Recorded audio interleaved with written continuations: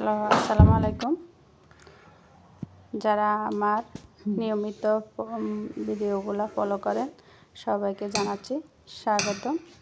আজকে সুমাইয়ার কিচেনে নতুন ভিডিওটা দেখার জন্য আজকে আমি ফ্রাইড রাইস তৈরি করব। একদম সাধারণত অল্প কিছু উপকরণ ঘরে যাই ছিল তা দিয়ে আমি ফ্রাইড রাইসটা তৈরি করে নিলাম।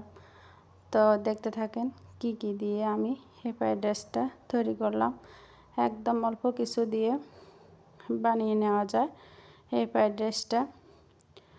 আমি আগের দিনের কিছু ভাত ছিল এবং হালকা সবজি দিয়ে এই ফ্রাইড রাইসটা তৈরি করে নিলাম।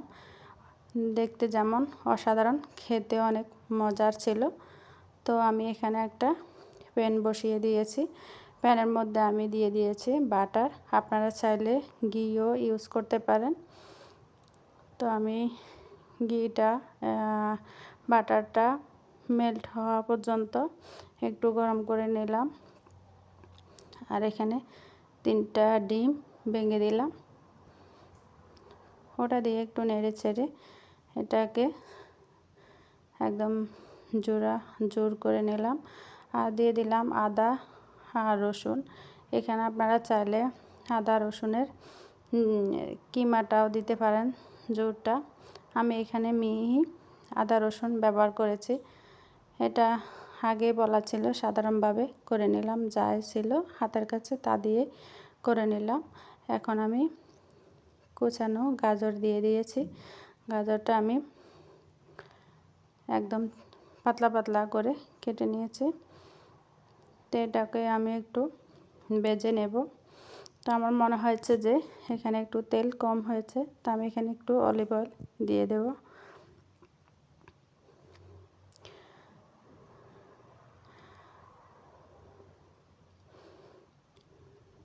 এখানে আমাকে হেল্প করছে আমার হাজব্যান্ড।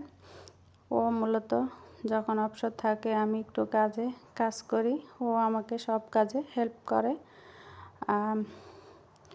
তো ওর ছোঁয়া সব কাজেই মোটামুটি থাকে।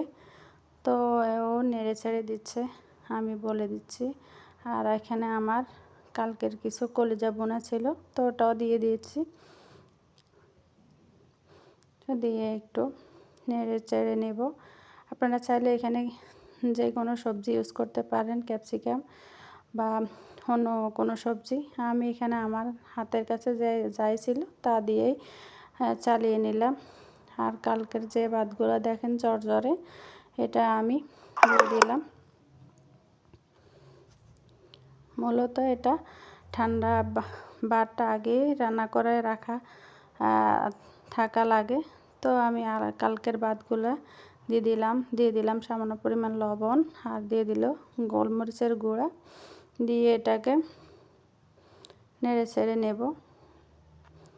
বিশ্বাস করেন, এভাবে রেডি করে নিয়েছি, অসম্ভব মজা হয়েছে।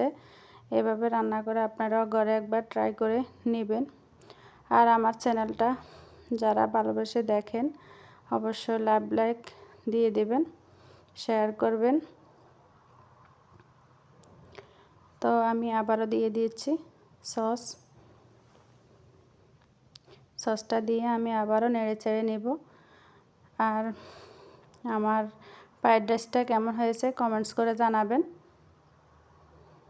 যারা নতুন তারা অবশ্যই সাবস্ক্রাইব করে দেবেন। একটু উল্টিয়ে পাল্টিয়ে নিয়েছি, হয়ে গেছে আমার ফ্রাইড রাইসটা। তা আমি একটা প্লেটে কিছুটা উঠিয়ে নিচ্ছি। হাজব্যান্ড অনেক মজা করে খেলো, আসলে অনেক মজা হয়েছে এটা। তো আপনারা বাসায় ট্রাই করবেন। দেখা হবে পরের ভিডিওতে। আল্লাহ হাফেজ।